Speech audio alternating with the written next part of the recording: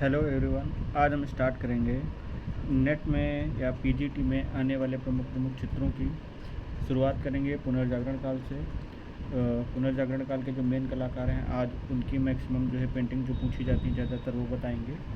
उसके बाद सेकंड पे अगले बात की, इस तरीके से हर बात की जो प्रमुख पेंटिंग है वो हम कराते जाएंगे। तो आज हम स्टार्ट करेंगे सबसे पहले पुनर्जागरण काल से। ये वेस्टर्न की पहली पेंटिंग सामने आपके दिखाई दे रही होगी, इसको कहते हैं प्राइमावेरा।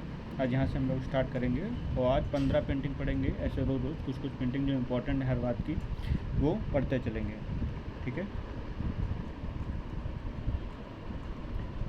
पेंटिंग का नाम क्या है? प्राइमावेरा। पेंटिंग का नाम है प्राइमावेरा। प्राइमावेरा के नाम से जानी जाती है।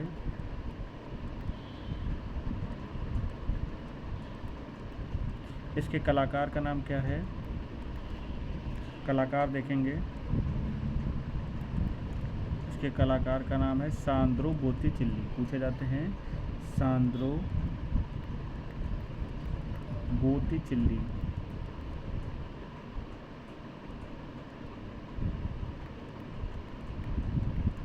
सांद्रो बोत्तिचेल्ली जो है इनके कलाकार का नाम है। ये पुनरुत्थान काल के कलाकार हैं।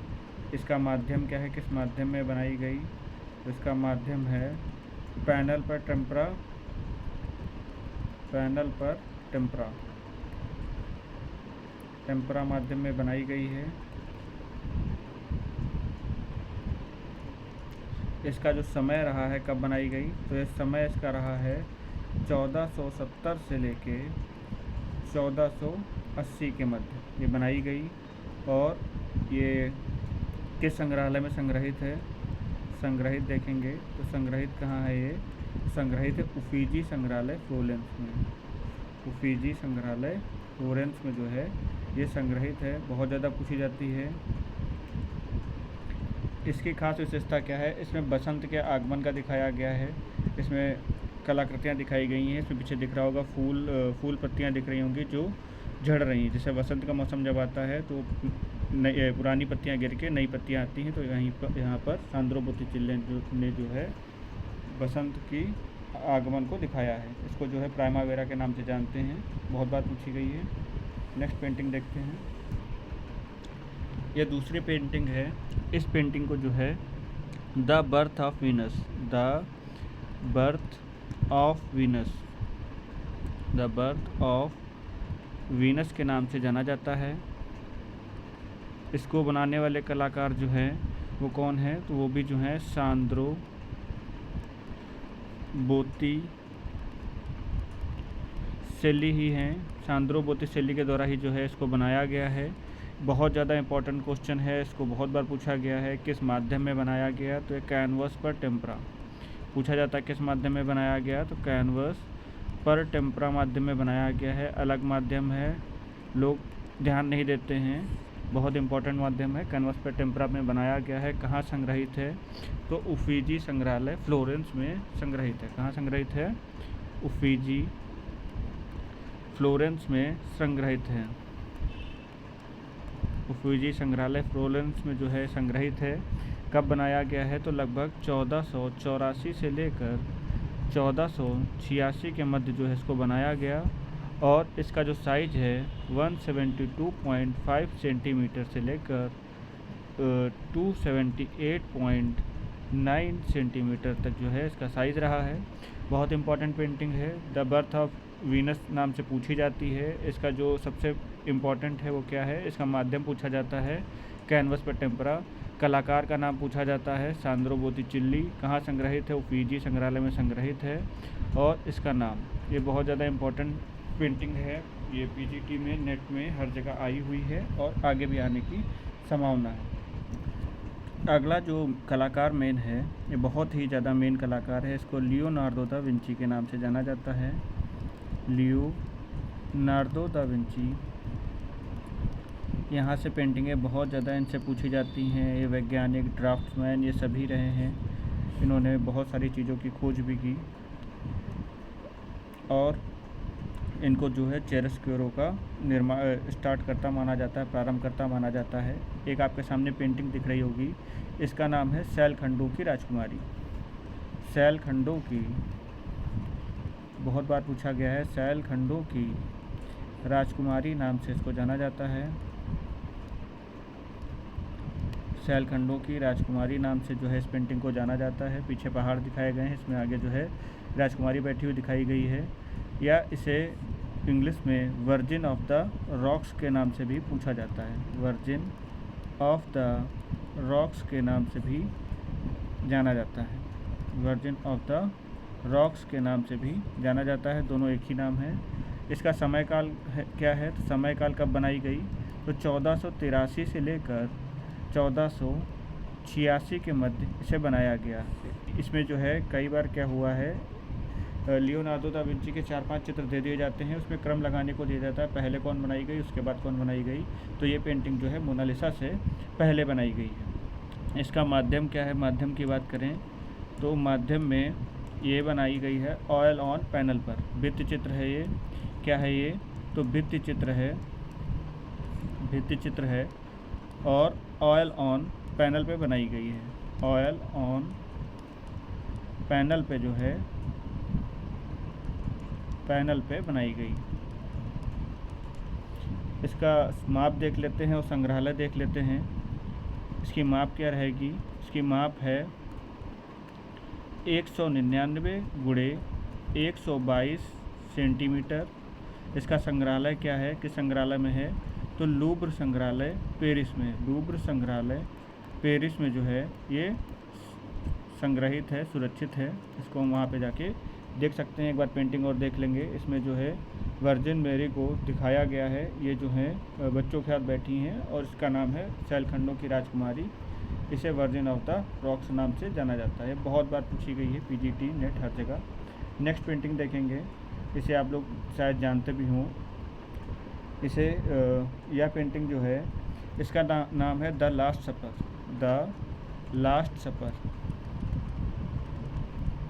द लास्ट सपर इंग्लिश में बोलते हैं, और हिंदी में बोलते हैं इसको, एक मिनट, द लास्ट सपर हिंदी में इसको बोलते हैं अंतिम भोज। ईसा का अंतिम भोज। इसको जो है, इस चित्र को बहुत सारे भारतीय कलाकारों ने भी बनाया है अपने अपने तरीके से, और ये बहुत फेमस चित्र है। अंतिम भोज चित्र जो है बहुत फेमस है। इसमें जो है 13 शिष्यों के साथ इसमें जो है ये अंतिम बार भोजन करते हुए दिखाए गए हैं। उसके बाद इनकी मृत्यु हो जाती है। इन्हीं के किसी शिष्य ने जो है इनके बारे में बताया कि ये यहाँ पे मौजूद हैं। उसके बाद इनकी मृत्यु हो जाती है। फिलहाल आगे देखते हैं। इसके चित्रकार का नाम है लियोनार्डो दा विंची। इसको भी किसने बनाया है, तो लियोनार्डो दा विंची ने ही इसको जो है बनाया है। आगे देखेंगे कि किस काल का है, तो चरम पुनरुत्थान काल का है। चरम पुनरुत्थान काल का जो है, ये चरमोत्थान काल का जो है चित्र है। इसका माध्यम क्या है, तो माध्यम देखेंगे तो माध्यम है tempera and oil on poster. Tempera and oil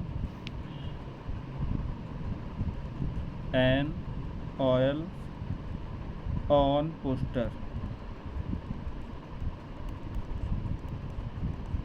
ये इसका माध्यम है। संग्रह कहाँ है, तो संग्रह है इस समय कहाँ पे रखा हुआ है, तो मिलान में है। मिलान के संत मारिया चर्च में जो है ये इस समय बना हुआ है। कहाँ पे है संग्रह, कहाँ है, तो मिलान के संत मारिया चर्च में जो है ये बना हुआ है। ये भी बहुत ज़्यादा पूछा जाता है। लास्ट सपर, इसमें हम देख सकते हैं, इसमें उस शिष्य की इसमें जो सभी शिष्य दिखाए गए हैं वो एक दूसरे से बात कर रहे हैं कि वो कौन है जिसने विश्वासघात किया है। तो इसमें हम देख सकते हैं एक शिष्य जो है वो सिर्फ खाने पे ध्यान दे रहा है, वो एक दूसरों की बातों पे ध्यान नहीं दे रहा है, जबकि और शिष्य जो हैं एक दूसरे के बारे में बात कर रहे हैं। तो इसमें एक शिष्य को जो है भोजन की ओर दिखाया गया है। ये जो बैठा हुआ है ये भोजन की ओर इसका ध्यान है, जबकि बाकी जो है उसी बात पर सभी का ध्यान केंद्रित है। अगली पेंटिंग जो है ये माइकल एंजेलो के द्वारा बनाई गई है। पूछा जाता है सिस्टाइन चैपल की छत को किसने चित्रित किया। पूछा जाता है सिस्टाइन चैपल की छत को किसने डिज़ाइन किया। तो हम देख सकते हैं जो पूरी छत है सिस्टाइन चैपल की, इसको किसने बनाया। तो इसको बनाने वाले कलाकार का नाम है माइकल एंजेलो। ये चरम पुनरुत्थानवादी कलाकार हैं। इन्होंने बहुत ही ज़्यादा अच्छा कार्य किया है। इन्होंने ये सिस्टाइन चैपल की छत को डिज़ाइन करने के लिए ही जाने जाते हैं। इन्होंने जो बनाया, यहाँ पे 9 दृश्य बनाए हैं मेन रूप से। ये 1508 से लेके 1512 के मध्य पूर्ण हुई। ये कब से कब तक हुई, तो 1508 से लेके 1512 के मध्य पूरी हुई। और इसको किस माध्यम में बनाया गया है, तो फ्रेस्को माध्यम में बनाया गया है, गीली भित्ति पर बनाया गया है। ये है कहाँ पर, तो ये सिस्टाइन चैपल में बनाई गई है। सिस्टाइन चैपल में ये बनाई गई है। इसमें हम देख सकते हैं, इसमें बहुत सारे दृश्य दिखाए गए हैं। किस समय की पेंटिंग रही है, तो चरम पुनरुत्थानवादी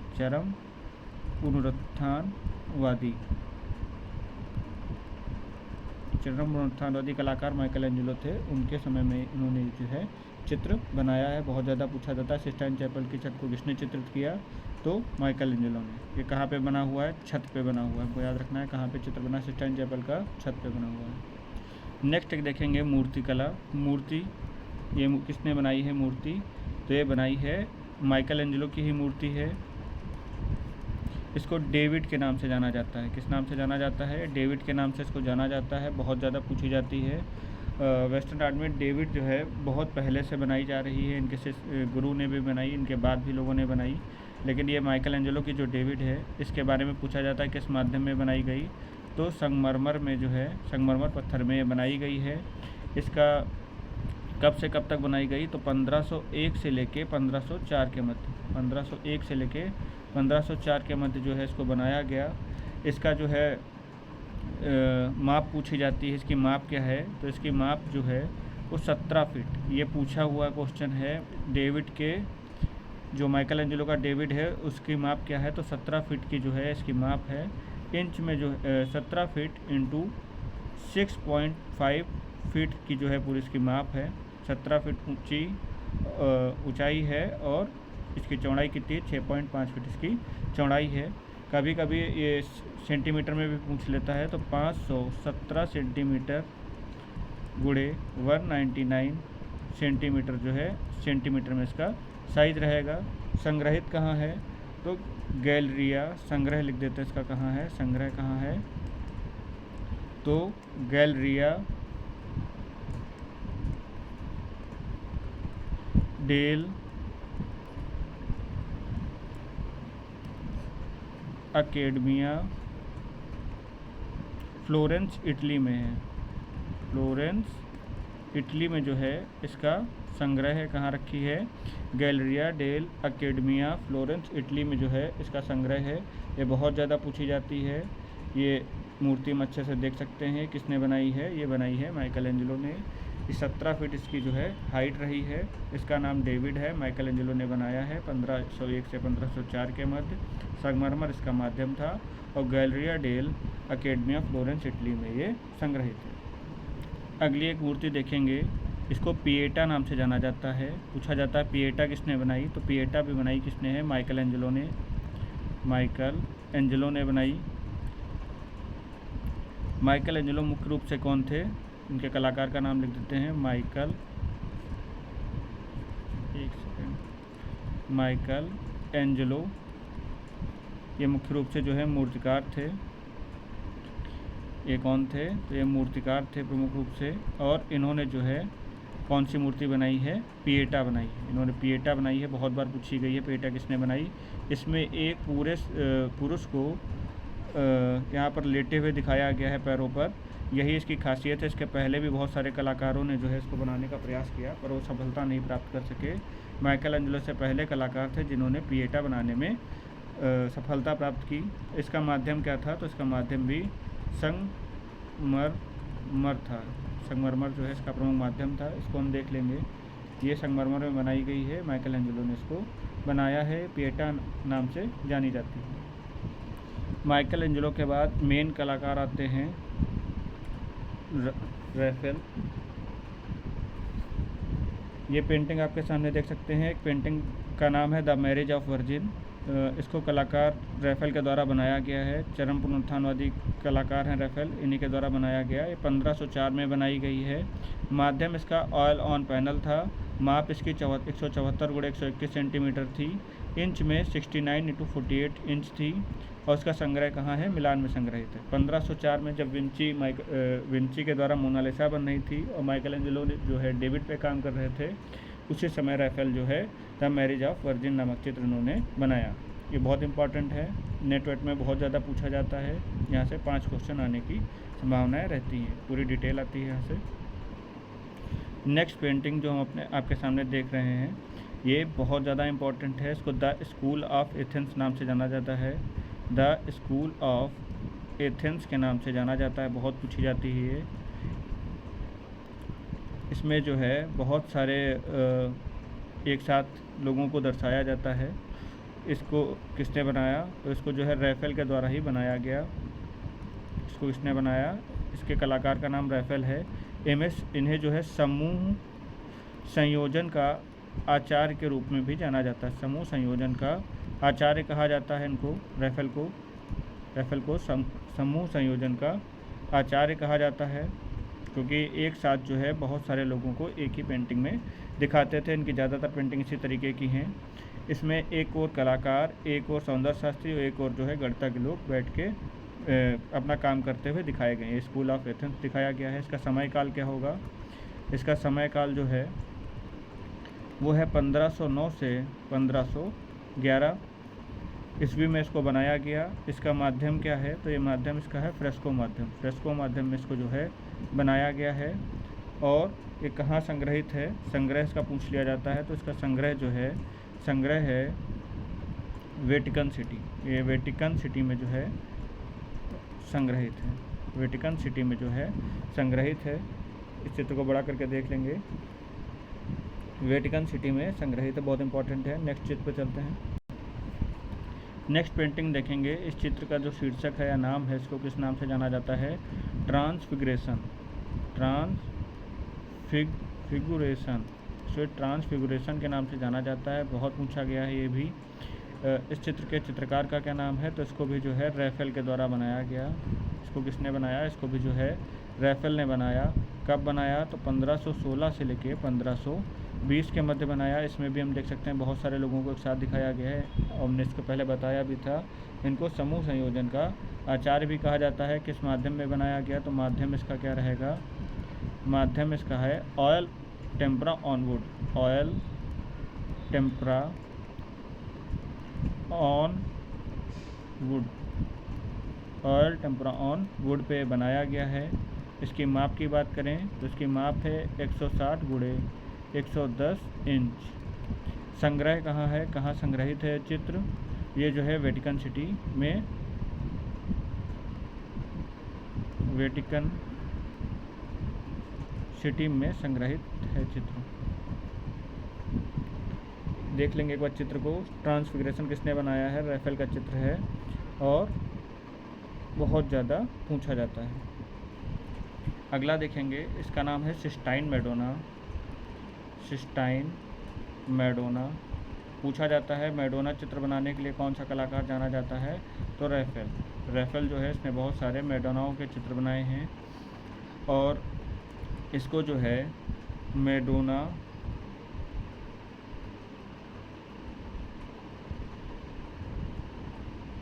डेल कार्डिनो के नाम से भी जाना जाता है। इसका समय क्या है इस चित्र का? इसका समय है 1506 में बनाई गई है। चरम पुनरुत्थानवादी कलाकार रैफेल के द्वारा इसको बनाया गया। Oil on would, oil on would, ये वुड पे बनी हुई, लकड़ी पे बनी हुई है तेल माध्यम में। और इसका जो साइज है वो है 42 इंच × 30 इंच। ये 42 इंच × 30 इंच की बनाई गई है। और संग्रहित कहाँ है? तो उफीजी संग्रहालय, उफीजी संग्रहालय फ्लोरेंस में संग्रहित है। फिजी संग्रहालय फ्लोरेंस में संग्रहित है। इस चित्र को देख लेंगे। ये मैडोना चित्रों के लिए स्पेशल रूप से जाने जाते थे रैफेल, इन्होंने बहुत सारे चित्र बनाए हैं। आज जो है हमने 11 लगभग पेंटिंग कराई हैं। बहुत ज़्यादा इम्पॉर्टेंट है नेट के लिए, पीजीटी के लिए। इसके बाद आगे जो है पुनरुत्थानवाद की कुछ 5-7 पेंटिंग कराने के बाद हम आगे के वादों की मेन पेंटिंगें कराएंगे। वीडियो अगर पसंद आई है तो सब्सक्राइब ज़रूर कर लें। Thank you. आपको जो है सारी पेंटिंगें यहाँ पर मिल जाएंगी, सब्सक्राइब करना ना भूलें।